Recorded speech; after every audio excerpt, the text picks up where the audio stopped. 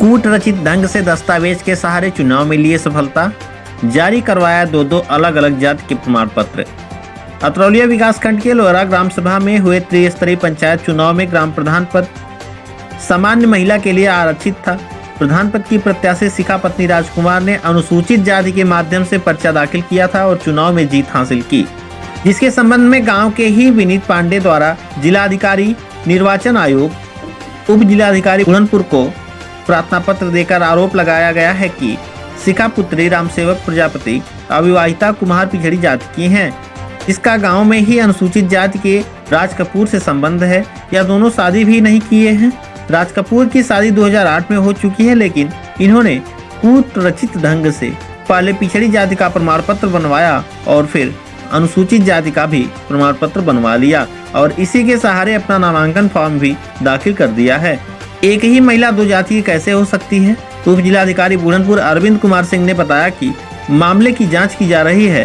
राजस्व निरीक्षक राम सुंदर यादव ने बताया कि शिखा द्वारा गुमराह करके अनुसूचित जात और पिछड़ी जाति का प्रमाण पत्र बनवाया गया है।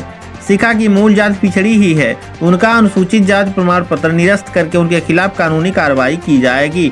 अब सवाल यह भी है कि एक ही व्यक्ति का दो अलग अलग जाति प्रमाण पत्र बना कैसे, जबकि आवेदन करने के बाद लेखपाल राजस्व निरीक्षक की रिपोर्ट लगने के बाद ही प्रमाण पत्र जारी होता है। आइए आपको सुनाते हैं इस मौके पर मीडिया से बातचीत करते हुए स्थानीय ग्रामीणों और विनीत पांडे ने क्या कुछ कहा। आजमगढ़ से तेज न्यूज के लिए विनोद राजभर की रिपोर्ट। विनीत पांडे, ग्राम पंचायत लोहरा, विकासखंड अतरौलिया। मामला हमारे गांव का यह है कि विगत माह हुए त्रिस्तरीय पंचायत चुनाव 2021 में हमारे ग्राम पंचायत की ही एक लड़की जिसका नाम शिखा प्रजापति है, पुत्री रामसेवक प्रजापति, वो गांव की बैकवर्ड यानी पिछड़े वर्ग कुम्हार जात की वो लड़की है। उसके द्वारा गलत तरीके से लेखपाल को और संबंधित अधिकारियों को झांसा देकर गुमराह करके अनुसूचित जाति का प्रमाण पत्र जारी कराया गया। उसी के नामांकन पत्र में उसको लगा करके वो चुनाव लड़ी और शपथ पत्र अपना दे करके कि मैं अनुसूचित जाति की लड़की हूं और वह निर्वाचन भी जीती है गांव का। हमारा आरोप यह है कि इस गंभीर प्रकरण की संबंधित अधिकारियों से यानी उप जिलाधिकारी, उप जिला मजिस्ट्रेट, निर्वाचन आयोग को मैंने सूचना दे दी है डाक द्वारा, हाथों हाथ द्वारा, कि इस गंभीर प्रकरण की विधिक जांच करावें और जांच कराने के उपरांत वो दोषी पाए जाने वाले अधिकारी, कर्मचारी और गांव के संबंधित व्यक्तियों के विरुद्ध विधिक कड़ी से कड़ी कार्रवाई करें।